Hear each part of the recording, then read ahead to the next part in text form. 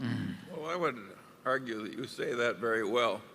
It does have interesting policy implications. It's crazy to have people get so big and so important that you can't allow them to fail and allow them to be run with as much knavery and stupidity as permeated the major investment banks.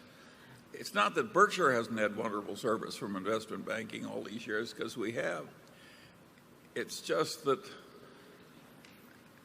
as an industry, this crazy culture of greed and overreaching and overconfidence in trading algorithms and so on creeps in, and I would argue it's quite counterproductive for the country, and it ought to be reined way back.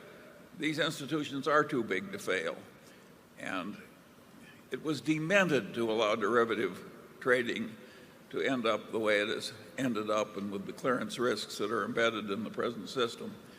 And it's amazing how few people spoke against it as it was happening. There was just so much easy money to be reported.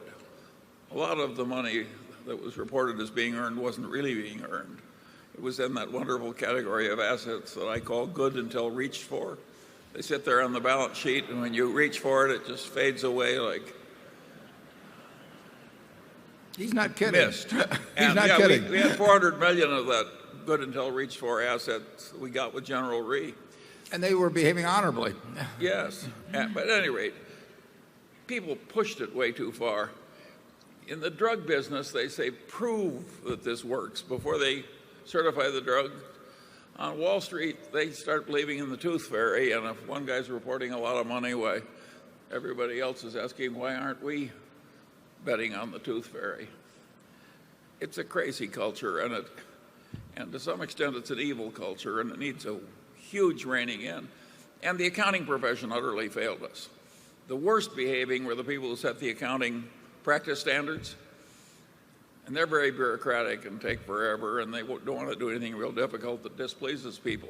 This is not a combination of wonderful qualities when your job is to set accounting standards, which ought to be dealt with sort of like engineering standards. And they don't even have the right approach.